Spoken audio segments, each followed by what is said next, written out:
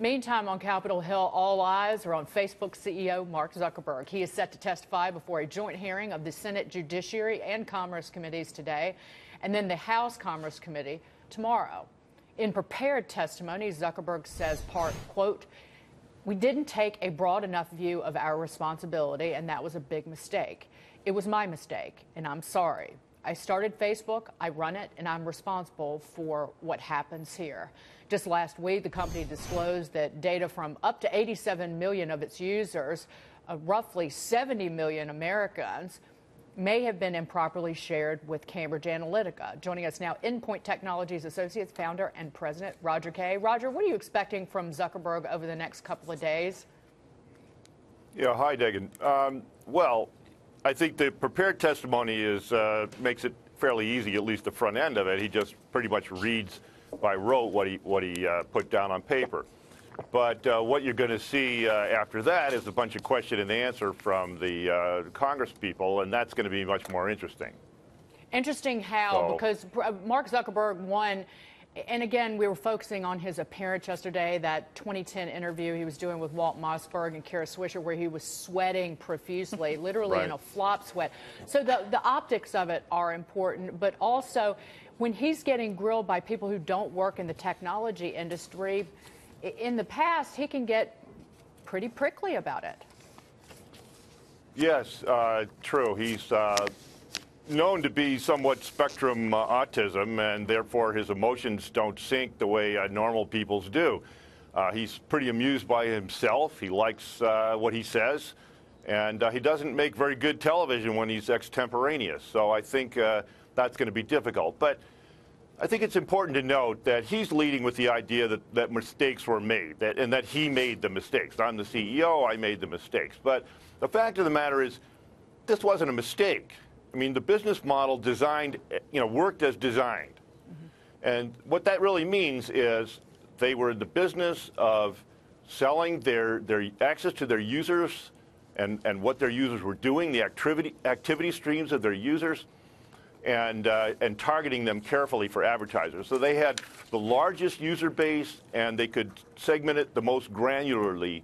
So that means that the advertisers had essentially a beautiful environment to target. So it was designed to do exactly what it did, and I think that's an important piece of the message. But I just want to stop you though, Roger, because I think you threw out like on the autism spectrum. I want to push back on that. That's been just scuttlebutt, nasty gossip on the internet, and it's not an affront to and an insult to autistic people or anybody on the spectrum. But there's no published information on that related to Mark Zuckerberg. I needed to correct you on that. Leah? Yeah, well, I think that's a good point to make, and I don't think we need to stick on that one, but appreciate Dagan making that point.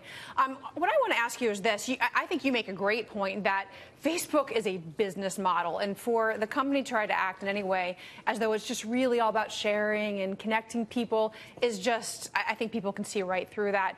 I guess what my question is did Mark Zuckerberg help himself by getting out in front of this, by meeting with lawmakers ahead of time? Sometimes having that personal interaction ahead of testimony takes the sting out of it. Is it going to help him today?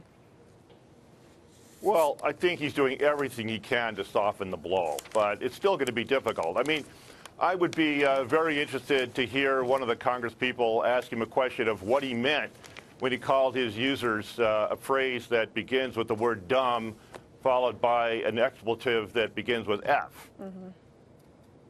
So, it's going to be tough. Yeah. Roger. What did he mean when he said that? Right. So that'll be interesting to hear his response if someone throws him that hardball.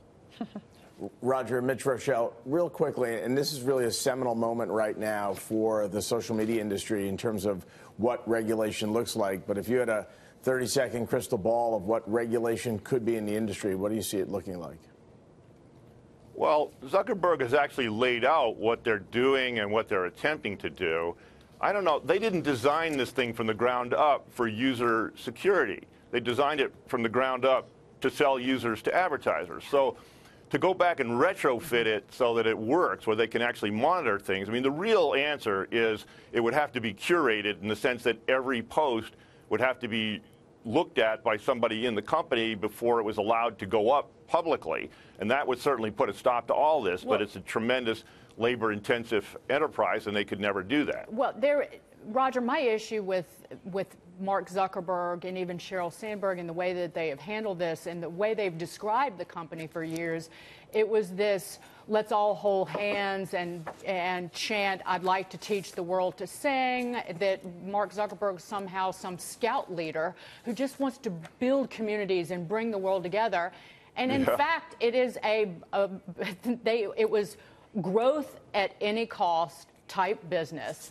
And I just wonder how that will play out in front of Congress. I want to get John Hilsenrath in here really quickly, but one thing that Mark Zuckerberg, at least in the prepared testimony, is going to gloss over is the fact that based on Facebook's policies back in 2012, running from 2007 to 2015, where they just opened up to app developers the information of essentially anybody on the platform. He's going to gloss over the Obama campaign's data scrape in his congressional testimony, which happened back in 2012. And I think the big question is whether we see Congress moving towards stricter privacy protections in his testimony today. So this is, in the question and answer sessions, this is what I want to ask Roger, is what if the U.S. goes towards a European-style privacy protection system? What does that mean for Facebook stock?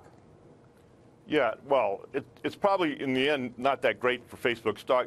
Zuckerberg has already signaled that his costs are going to increase as he tries to get his arms around this situation, even if there isn't any regulation. So if there is European-style regulation, I'm sure that his costs would rise even more. So that is an aspect. It certainly would affect the earnings and therefore the stock price.